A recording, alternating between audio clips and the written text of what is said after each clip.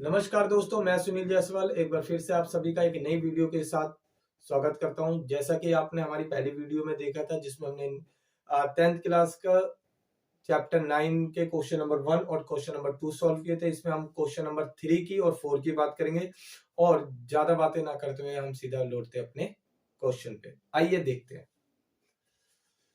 जैसे कि हमारे पास क्वेश्चन है, एक ठेकेदार बच्चों को खेलने के लिए एक पार्क में 2 फिसलन पट्टी लगाना चाहती है। 5 वर्ष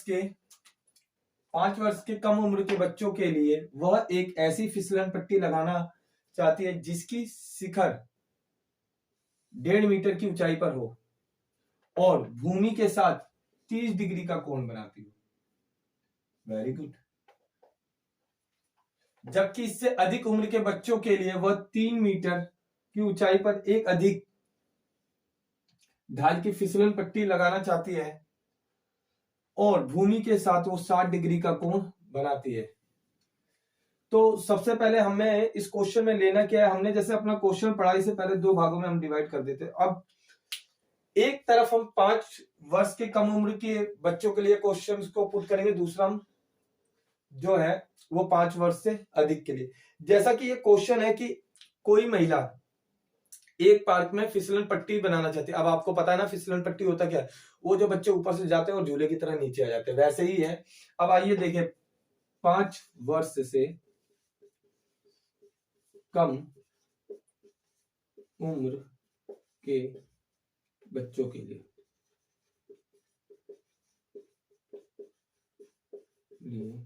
फिसलन पट्टी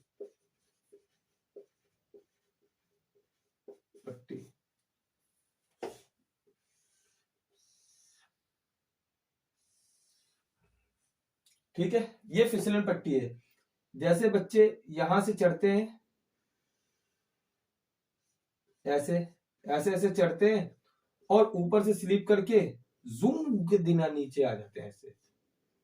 तो ये वो फिसलन पट्टी है जिसकी उसने कहा है कि यहां से लेके और यहां तक जो हाइट है वो है 1.5 मीटर। तो यहां से लेके यहां तक की जो ऊंचाई है उसकी कितनी है 1.5, और वो यहां पे बना रही है 30 डिग्री का कोण। कितने डिग्री का कोण? 30 डिग्री का, बिल्कुल सही।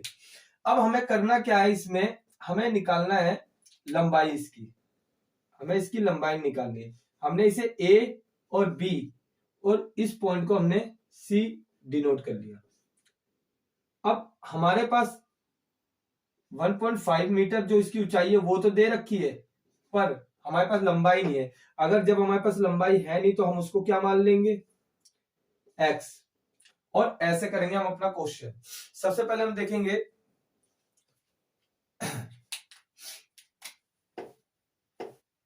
समकोण त्रिभुज ABC और इसमें हमारे पास जो है 30 डिग्री के कोण पे झुका हुआ, तो हम इसी की बात करेंगे। इसमें क्या निकालना है, हमारे पास ऊंचाई दे रखी है, यानी हमारे पास कहीं ना कहीं परपेंडिकुलर है और हाइपोटेनियस।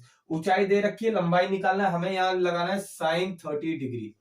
sin 30 डिग्री होता कितना है, और sin 30 डिग्री का हमें निकालना क्या है, इसका होता है, आप देखोगे कहीं ना कहीं क्या होता है हमारा sin 30 degree perpendicular upon hypotenuse, यानी लंब बटे कर्ण।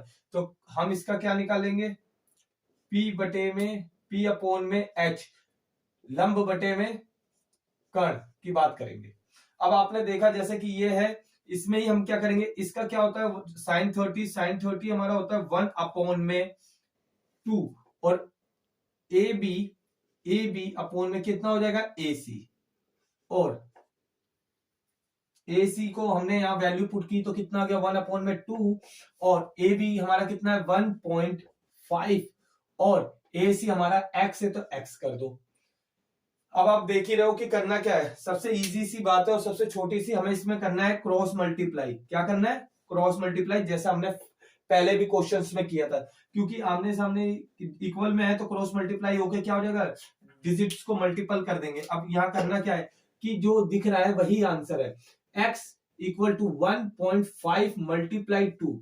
अब डायरेक्ट अगर हम चाहें तो 3 लिख सकते हैं, पर कुछ बच्चों को मल्टीप्लाई करने में दिक्कत होती है, तो वो क्या करे, यहाँ पे 15 का टेबल 2 टाइम पढ़ ले। 15 टू इज 30, 15 टू इज 30 होता है, और पॉइंट एक डिजिट के बाद पॉइंट पीछे से काउंट करके एक डिजिट के बाद पॉइंट लगा दे, और वो क्या कर देगा, जो 30 मीटर उसका आंसर आ जाएगा।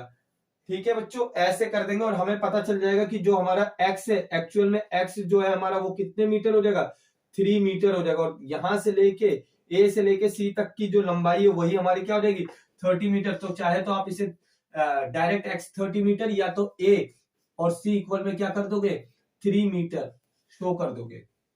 ओके दोस्तों, अब आपने देखा कैसे हमने पल भर में इस क्वेश्चन को हल कर दिया। अब ये तो था 5 वर्ष से कम, दूसरा हम करेंगे इसमें जो 5 वर्ष से अधिक के लिए होता है।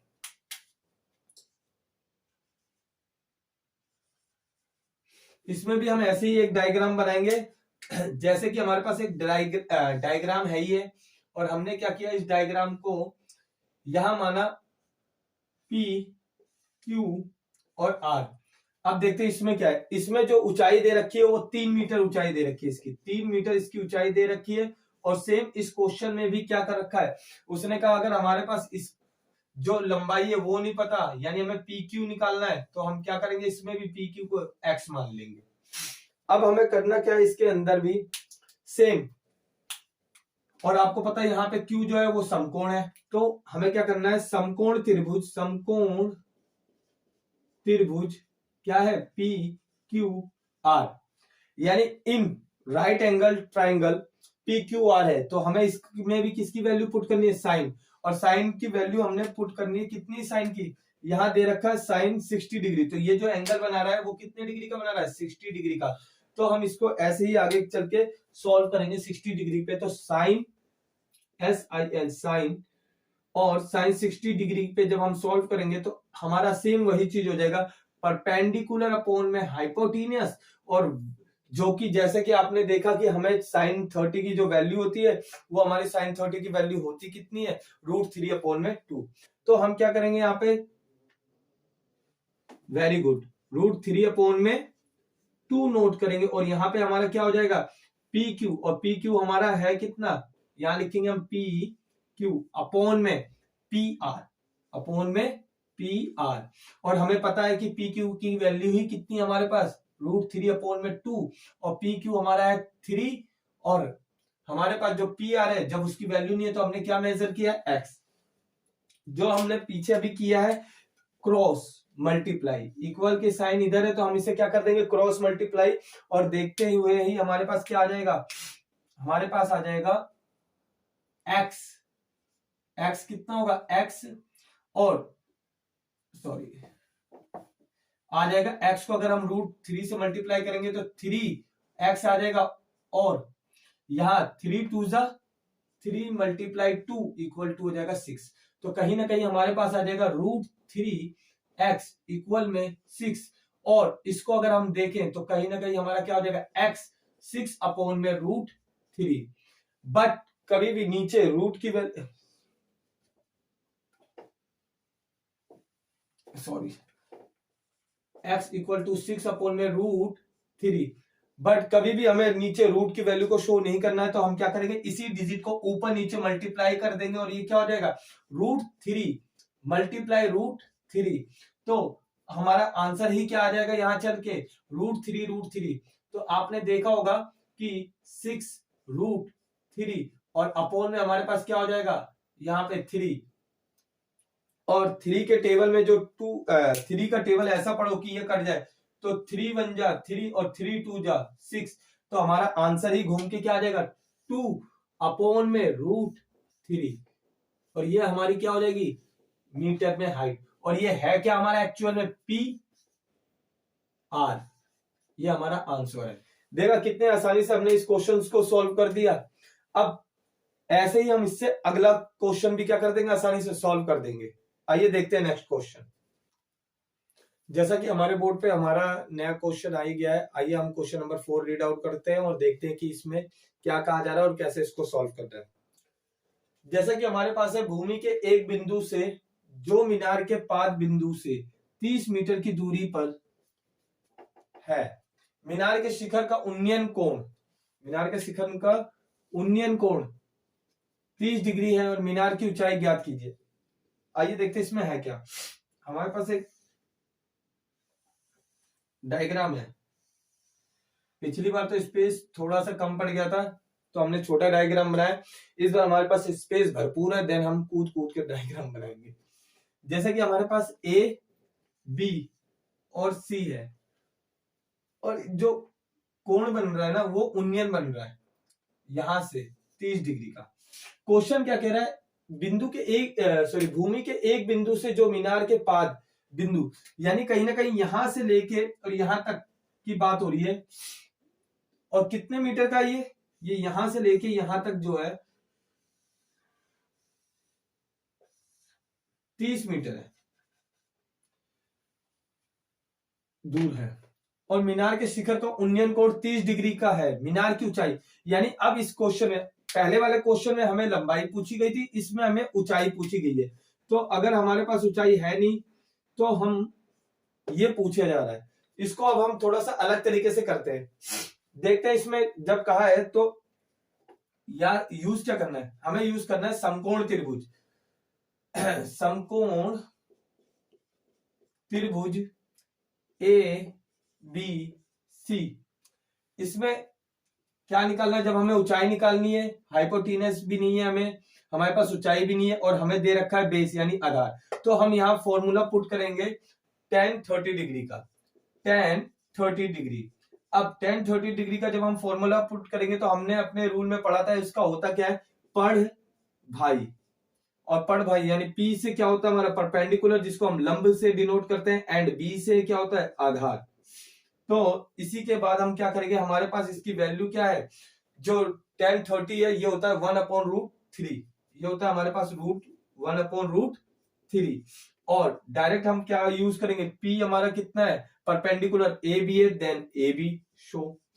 और हमारे पास BC कितना है 30 मीटर, तो 30 लिख देंगे। डायरेक्ट इस क्वेश्चन को सॉल्व कर देंगे, ज्यादा लेंथी क्वेश्चन है नहीं, तो इसको वही चीज है कि मल्टीप्लाई और इसे क्रॉस मल्टीप्लाई कर दिया जाएगा आराम से, देखते ही देखते। अब जब हमारा 3 मल्टीप्लाई ए बी होगा इक्वल में 30 मल्टीप्लाई 1 होगा, तो आपको भी पता और हमें भी पता है ये क्या हो जाएगा, 3AB हो जाएगा यहाँ पे, और ये हो जाएगा 30 मीटर। और जैसे ये 30 मीटर हुआ, फिर आप देखोगे कि वही जो अभी हमारा पहले क्वेश्चन चला है, सेम वही चीज आ जाएगा। तो हम इसको वापस यहां ना करते हुए यहां ले आते हैं, और ये हो गया हमारा 3AB इक्वल टू 30 मीटर। अब ये है क्वेश्चन, तो अल्फाबेट वाली जो डिजिट होती है वो डिनोमिनेटर में कन्वर्ट हो जाती है, यानी हर में कन्वर्ट हो जाएगी। तो हम इसे क्या कर देंगे, 30 ऊपर लिखेंगे और ये जो रूट है वो नीचे आ जाएगा, √3 ऐसे। और जब ये ऐसे हो जाएगा तो आप भी जानते हो मैं भी कि रूट में कोई वैल्यू रह नहीं सकती है, मींस रूट में जो वैल्यू उसे कन्वर्ट करना पड़ेगा। तो हम इसी डिजिट को ऊपर नीचे क्रॉस मल्टीप्लाई करेंगे। ध्यान से सुन लो, ये रूट को ही, इसी वैल्यू को हम ऊपर नीचे क्रॉस मल्टीप्लाई कर देते हैं, यानी इसको 2 बार लिखेंगे, एक बार ऊपर और एक बार नीचे। ऐसे करने के बाद हमें क्या करना है, सामने सामने मल्टीप्लाई कर देना है। 30 को √3 से मल्टीप्लाई करोगे तो क्या आ जाएगा, 30√3। एंड जब 3 और 3 कभी भी मल्टीप्लाई होगा, याद रखना 3 और 3 कभी भी मल्टीप्लाई होगा तो वो कन्वर्ट हो जाएगा ना 3। √3 और √3 कभी भी मल्टीप्लाई करोगे तो वो 3 में कन्वर्ट हो जाएगा। एक बार फिर कह रहा हूं कि √3 और √3 मल्टीप्लाई होगा, वो 3 कन्वर्ट हो जाएगा। देख भी लो कैसे करना है, 3 मल्टीप्लाई √3। तो इसका क्या हो जाता है, जब भी ये होगा तो ये रूट और ये पूरी डिजिट कट के कन्वर्ट होके क्या बन जाएगी, केवल 3 बन जाएगी। कई बार बच्चे इसी में गलती करते हैं, तो मैं नहीं चाहता वो रिपीट करें। तो ऐसे हो जाएगा और इसी का 3 1 जा 3। अब आप इसको काट दो, 3 के टेबल में 3 1 जा 3 और 3 10 जा 30 होता है, तो ये आ गया ऐसे। और आपका आंसर ही देखते हुए क्या आ जाएगा, यहां पे आ जाएगा आपका 10√3। और आपकी जो ऊंचाई है, यानी कहीं ना कहीं जो आपका ए बी है, जो आपकी ए बी है वो क्या हो जाएगी आपकी 10√3, और उसी से आप यहां डिनोट कर सकते हो। कैसी लगी ये वीडियो आप कमेंट में जरूर बताना। Thank you.